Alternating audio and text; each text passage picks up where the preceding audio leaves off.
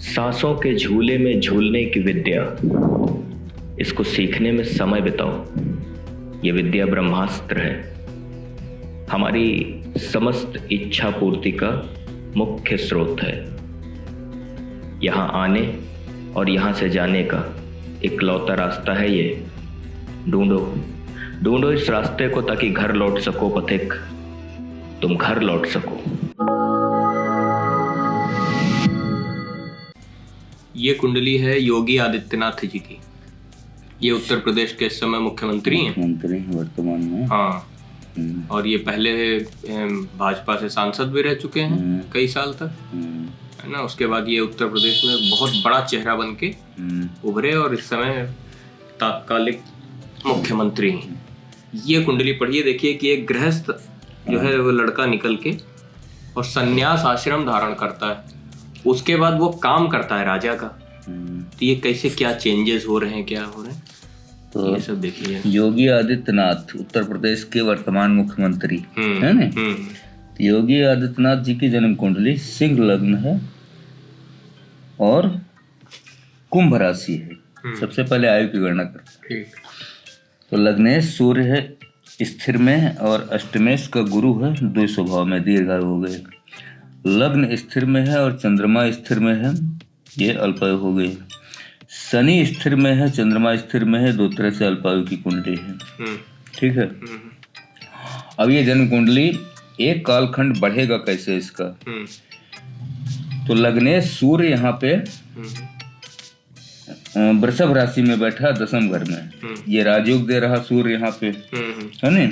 और सूर्य की मेष उच्च राशि है, उससे एक ही राशि आगे है तो यहाँ नीचा राशि तुला इसकी नीच राशि है, 5 राशि पीछे वृषभ में बैठा। लेकिन ये बहुत बड़ा राजयोग है लग्नेश का दसम में होना, तो एक कालखंड आयु का बढ़ जाएगा। तो इनकी जन्म कुंडली मध्यायु के कालखंड में हो जाएगी। तो योगी आदित्यनाथ जी की जन्म कुंडली मध्यायु के कालखंड में है।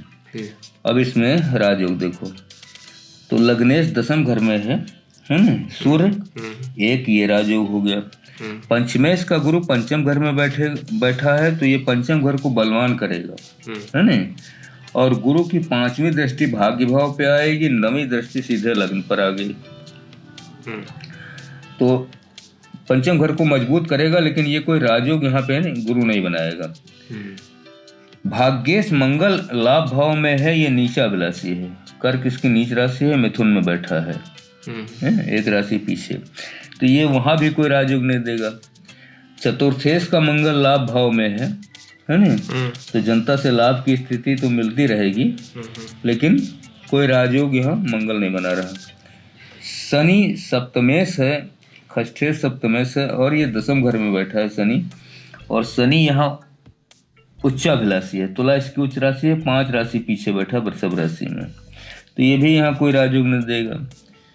दशमेश का शुक्र इनका लाभ भाव में चला गया, शुक्र भी यहाँ नीचाभिलाषी, कन्या इसकी नीच राशि है, मिथुन में बैठा 3 राशि पीछे, तो शुक्र भी यहाँ कोई राजयोग नहीं बनाएगा। तो कुल मिलाकर के एक ही राजयोग सूर्य का है, लग्नेश का ही दसम घर में, है ना, और तो कोई राजयोग है नहीं।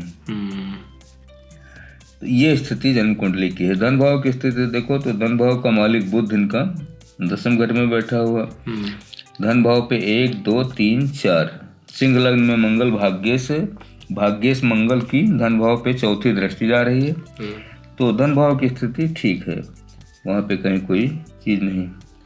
अच्छा, और स्त्री विवाह इन्होंने किया ही नहीं, है ना।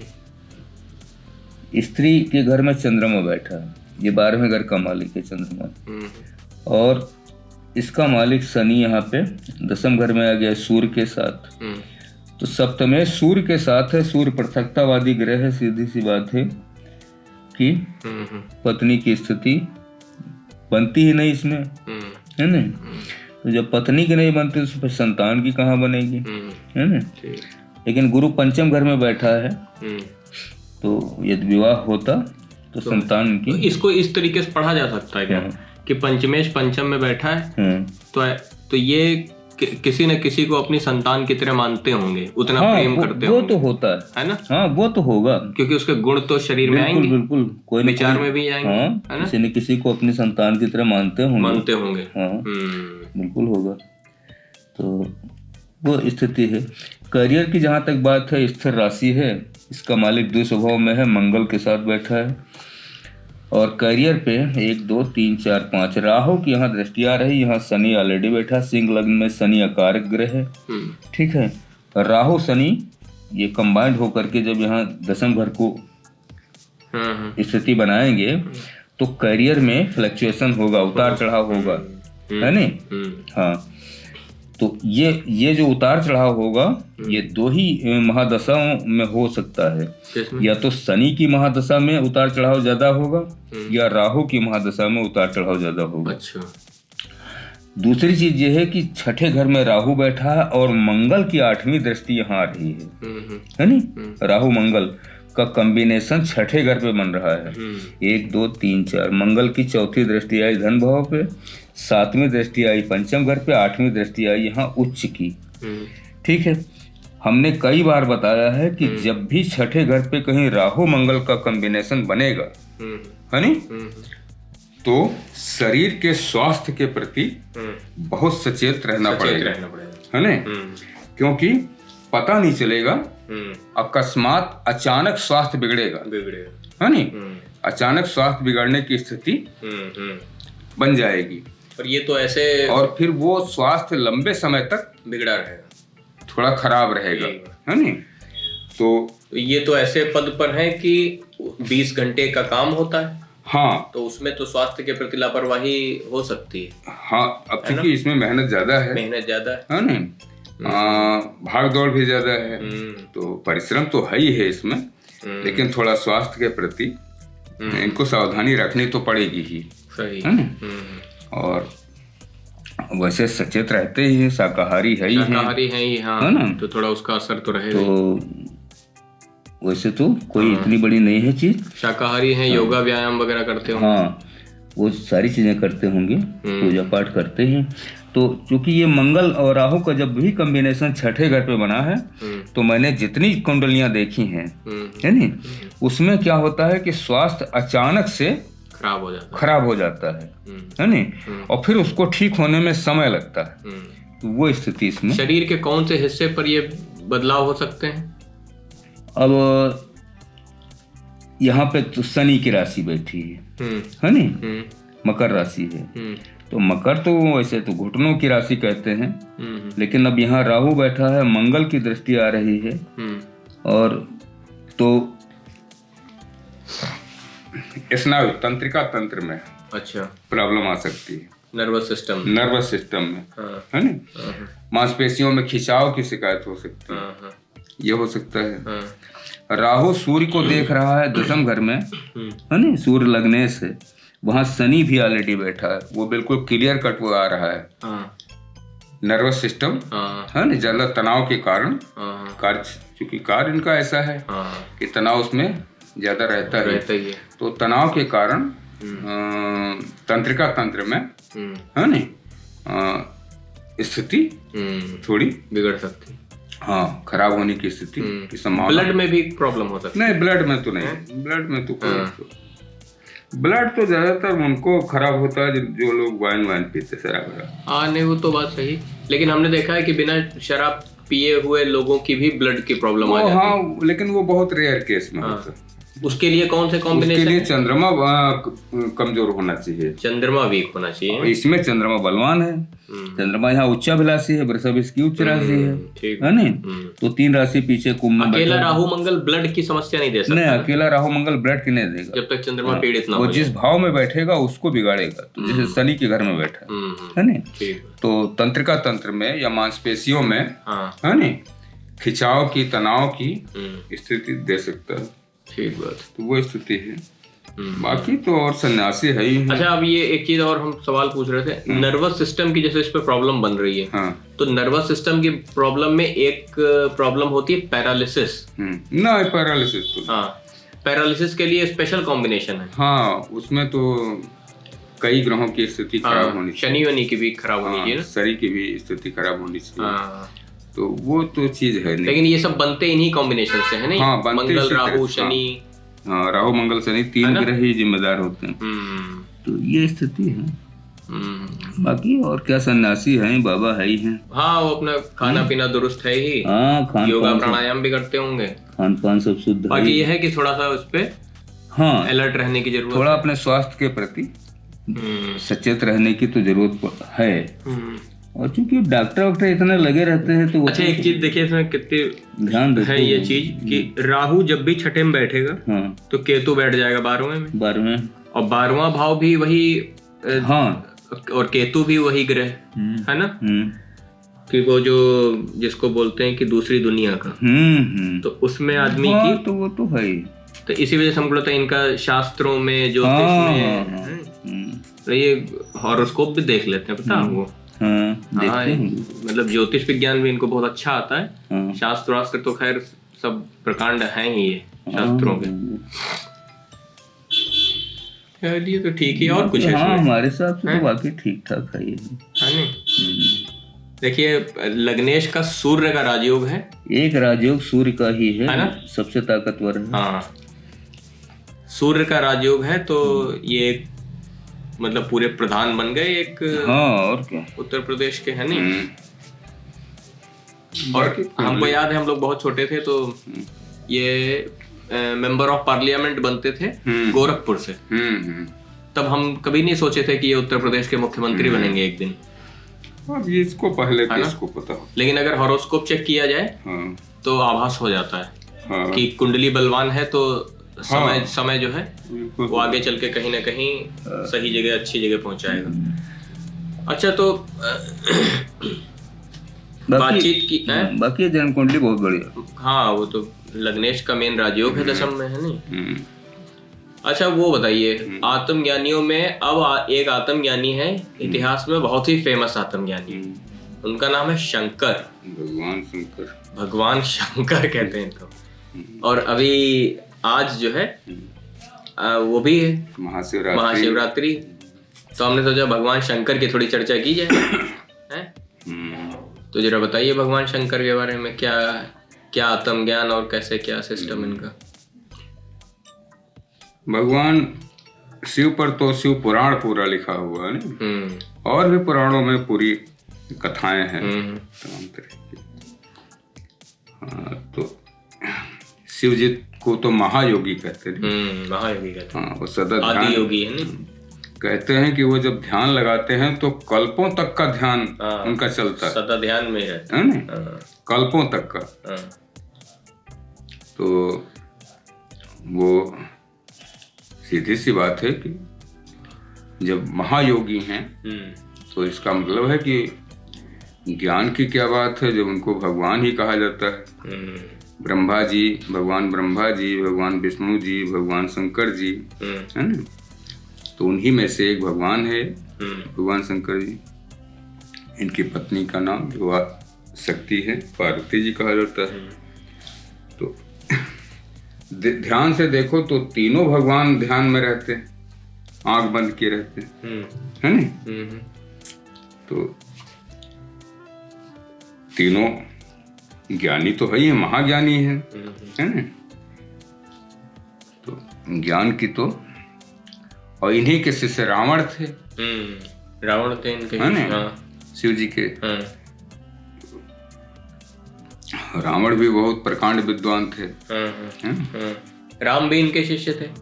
हाँ, नहीं, राम जी के बारे में तो ये आता है कि चूंकि वो विष्णु जी के अवतार थे, तो वो तीनों जो भगवान हैं, ब्रह्मा जी, विष्णु जी, शिव जी, वो वास्तव में एक ही हैं। है ना, मैनिफेस्टेशन अलग अलग। हाँ, वो केवल कार्य का जो वो है विभाग, वो अलग अलग है। तो वो जैसे कोई एक ही आदमी है, 3 कार्य करता है ना, एक ही समय में। तो मान लो खेती भी करे कोई, नौकरी भी करे और व्यापार भी करे। तो अब वो उसके 3 विभाग हो गए एक ही आदमी के, है ना। तो वो चीज है, बाकी इनमें कोई भेद नहीं है ना। इनके शिव जी के कुछ ये पता है कि शिव जी को आत्मज्ञान किसने दिया? शिव जी को अजन्मा कहते हैं। अच्छा। कहते हैं इनका जन्म नहीं हुआ था। लेकिन अगर पुराणों को पढ़ो तो जन्म तो इनका हुआ, क्योंकि इनके जो पिता हैं ब्रह्म और जो इनकी माता हैं आदिशक्ति दुर्गा जी, है ना, उन्हीं की ये तीनों पुत्र हैं भगवान ब्रह्मा जी और भगवान विष्णु जी, भगवान शंकर जी। तो जन्म तो है। अजन्मा उनको ब्रह्म को अगर कोई कहे तो मैं मान सकता हूँ, चूंकि ब्रह्म परमात्मा है ना, वो अजन्मा है, उनका तो कोई जन्म हो ही नहीं सकता, है ना। वो स्वयं थे, स्वयं हैं, स्वयं रहेंगे। तो अजन्मा वास्तव में ब्रह्म है ना। बहुत सारे लोगों को पता नहीं है, तो बहुत सारे लोग क्या कहते हैं कि इसी में से क्या कर देते हैं लोग कि ब्रह्मा तो फिर महाब्रह्मा, है ना। ये भी सुना है। विष्णु जी तो महाविष्णु, है ना। शंकर जी तो महाशिव, तभी महादेव कहते हैं, है ना, महादेव कहते हैं। तो ये चीज वो नहीं है ना। ये दरअसल एक ही परमात्मा की शक्तियां हैं। अब इसको अगर ज्ञान के रूप में देखो तो एक परमात्मा की 3 स्वरूप हैं, है ना। एक ब्रह्म के, एक स्वरूप जो है ब्रह्मा जी का, भगवान ब्रह्मा जी का, वो सृष्टि का निर्माण करता है। उन्हीं ब्रह्म परमात्मा के का एक स्वरूप भगवान विष्णु जी के रूप में पालन करता है। उन्हीं परमात्मा ब्रह्म का एक स्वरूप भगवान शंकर जी के रूप में संहार करता है। तीनों स्वरूप हैं ब्रह्म के। तो इनका अपना सृष्टि में अनंत काल से चक्र चल रहा है, यही कार्य होता है। तो ये जो शिव जी हैं, ये कभी धरती पर थे? अब बिल्कुल रहे होंगे, रहे नहीं होते तो ऐसा कैसे माना जाता। हाँ, इनके लोक हैं तो धरती पर नहीं हो सकते।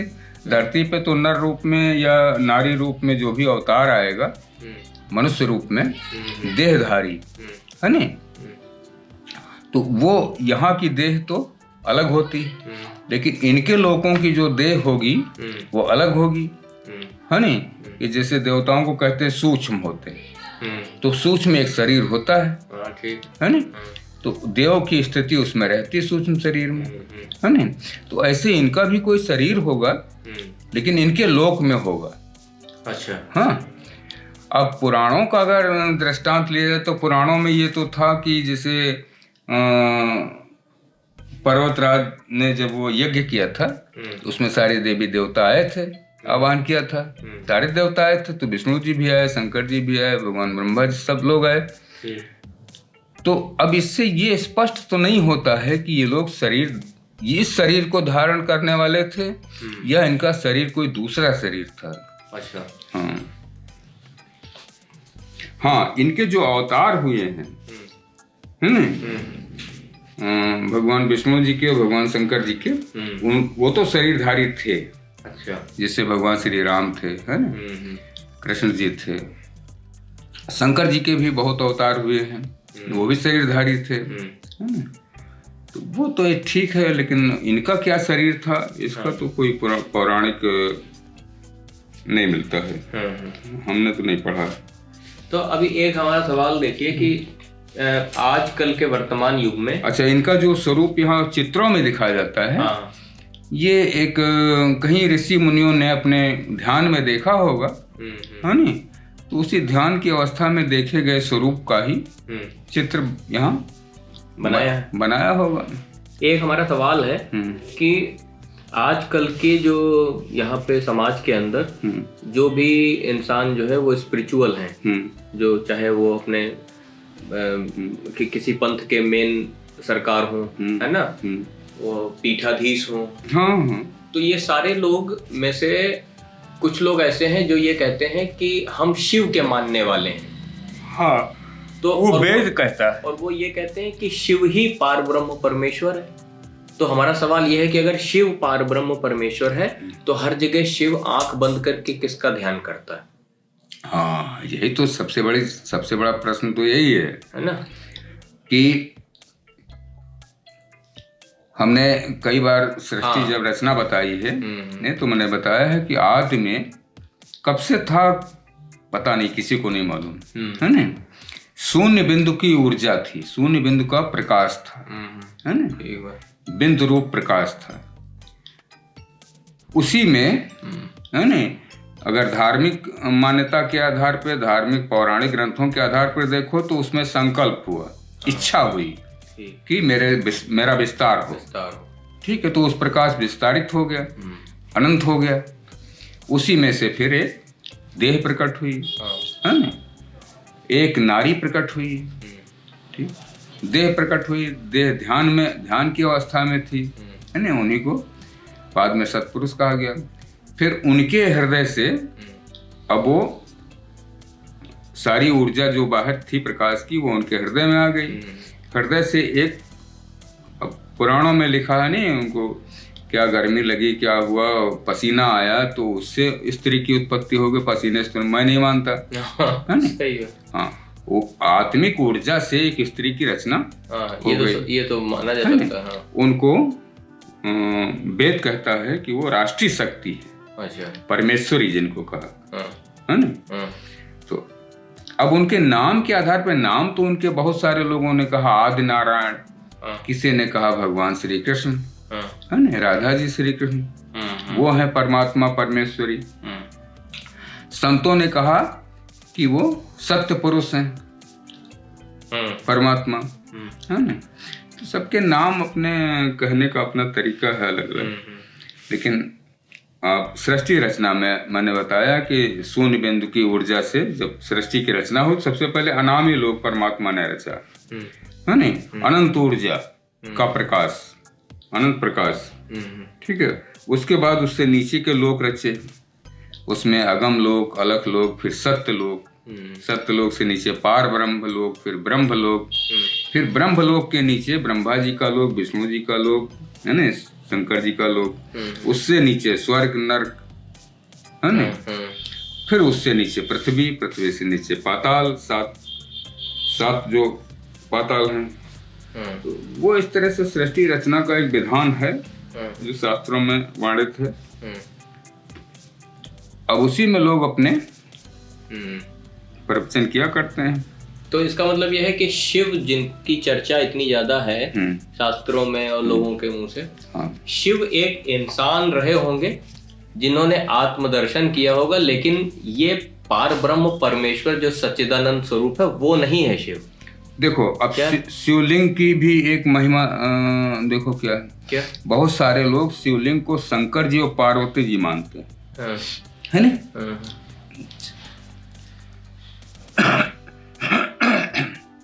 क्या है, अगर उस शिवलिंग की बनावट को देखो, मैंने कहीं पढ़ा भी है क्या? कि जो नीचे का वो है कटोरे जैसी है नी, वो है दिया। ठीक है, शिवलिंग तो दिया टाइप का होता ही है ना। और उसके ऊपर जो लिंग बना है वो है बत्ती। ठीक बात, ठीक है, ठीक है ना, ठीक है, सही। अच्छा, तो ये जो दीपक है ना, दीपक, तो दीपक चूंकि प्रकाश स्वरूप होता है ना, तो ये ब्रह्म स्वरूप है। शिवलिंग जो है ये ब्रह्म है ना। ब्रह्म का अगर कोई स्वरूप बन सकता है तो यही बन सकता है। बाकी शंकर जी पार्वती जी को देखो तो फोटो के रूप में दिखते हैं, वो तो इंसानी जो शरीर है, हाँ, उसी के फोटो शरीर में दिखते हैं। अब लोग कहे इनको भी देते हैं शंकर पार्वती जी हैं, है ना। तो इस तरह से है, अपने अपने अलग अलग मान्यताएं हैं। लेकिन वो ज्योति पुंज है शिवलिंग ज्योति पुंज है नी। और ज्योति पुंज ब्रह्म है जो अजन्मा है ना। लेकिन अगर संत मत से चलो तो ब्रह्म भी अजन्मा नहीं है। ब्रह्म भी परमात्मा सत्य पुरुष का स्वरूप है ना। सत्य पुरुष भी अनामी पुरुष का स्वरूप है। अनामी पुरुष जो है वो उस शून्य बिंदु रूप उस पूर्ण परमेश्वर का स्वरूप है।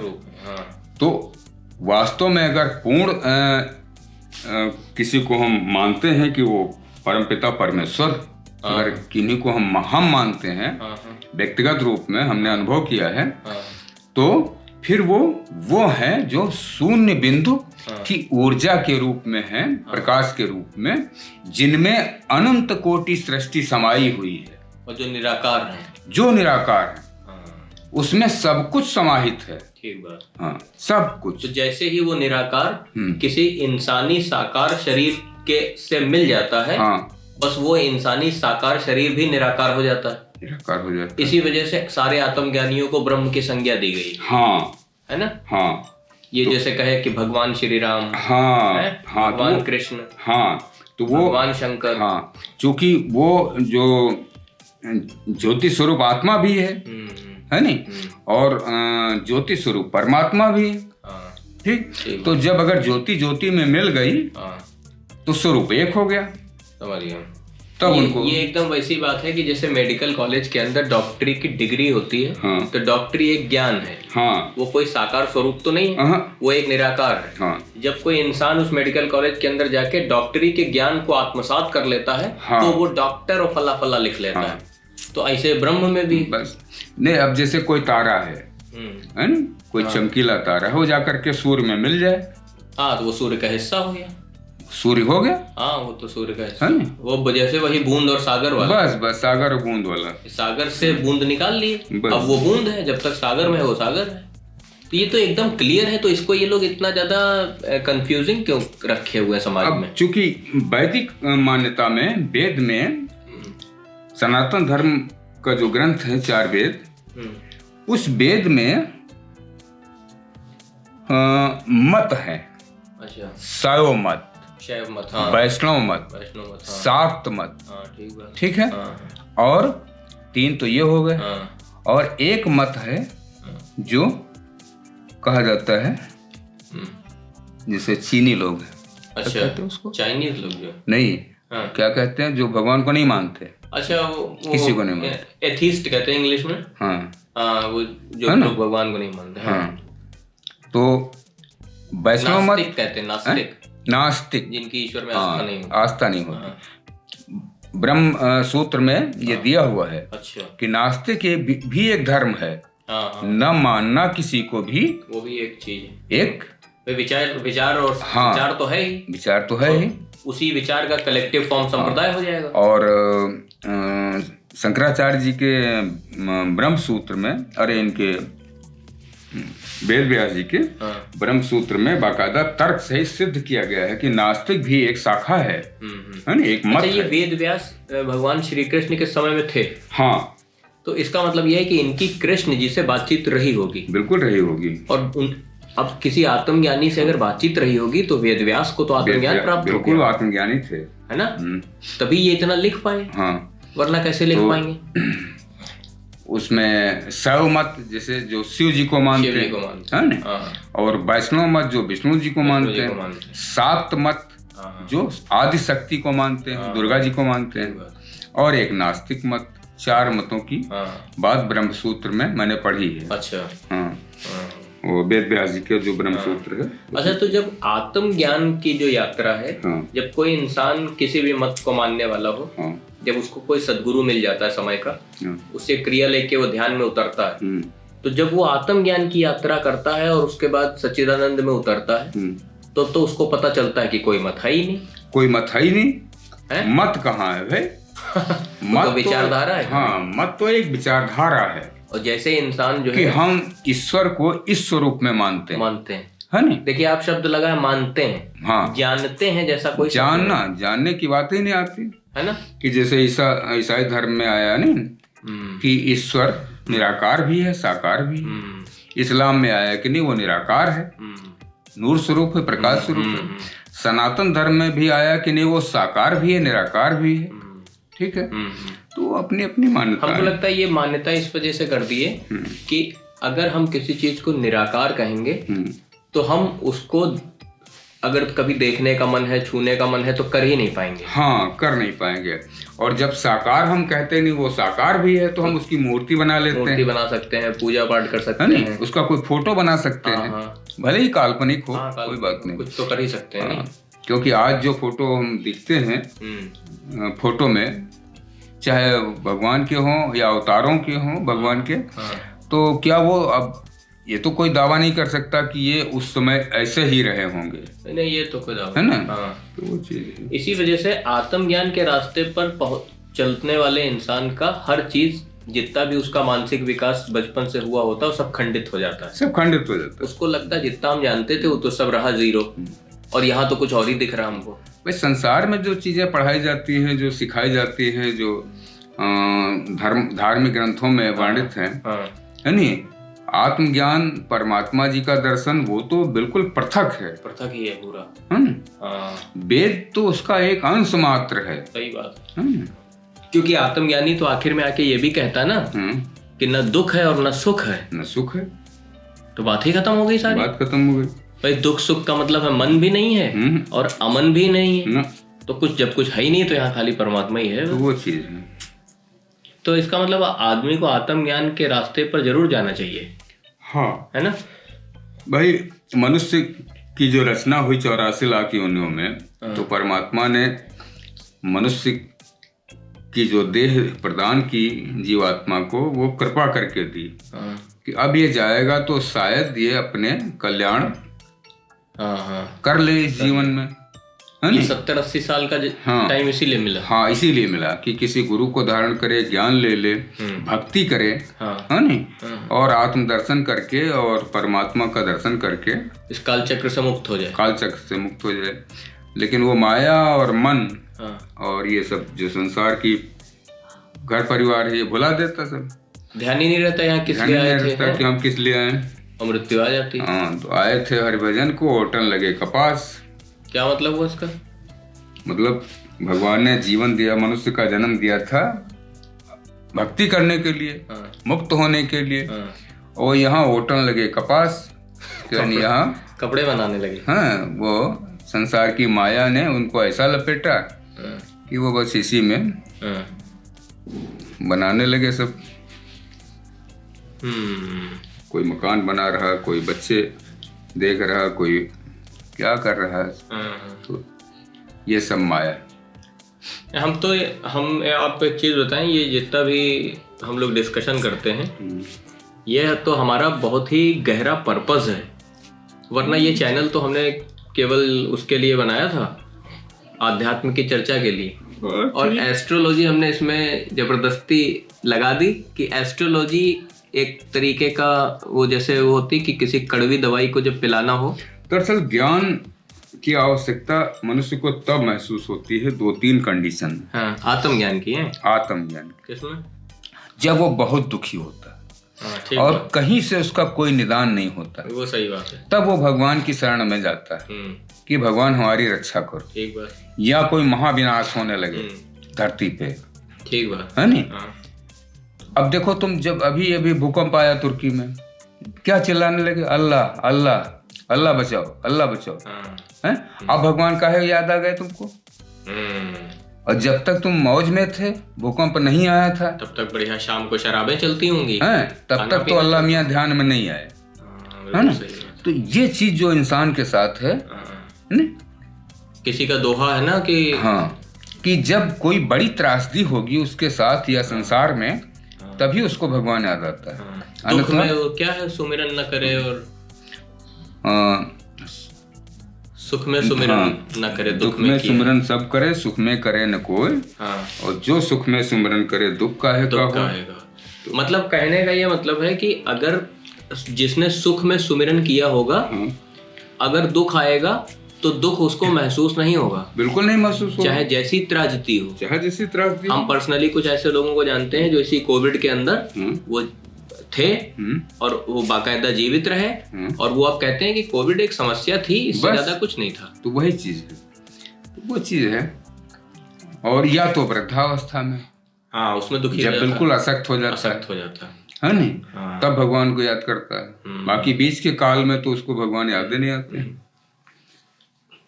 सही बात है। ठीक है, चलिए, तो बढ़िया बातचीत हो गई। ये चीज होती है। योगी आदित्यनाथ जी की कुंडली थी, हाँ। उनके सहारे शंकर जी की बातचीत हो गई और पार ब्रह्म परमेश्वर की भी बातचीत हो गई। कुंडली इनकी बलवान है ये, नहीं? हाँ, बाकी मुख्यमंत्री जी की कुंडली बहुत बलवान है। ठीक है, चलिए। अंतर श्रृंगार की वियोग से संयोग की यात्रा में जो संचारी भाव चलता है वो अनाहत चक्र पर चोट करता है, उसे खोलकर मुक्त कर देता है। स्नायु तंत्र सजीव होकर ब्रह्मांड यानी पंचम तत्व में विलीन होने के लिए तत्पर हो जाता है।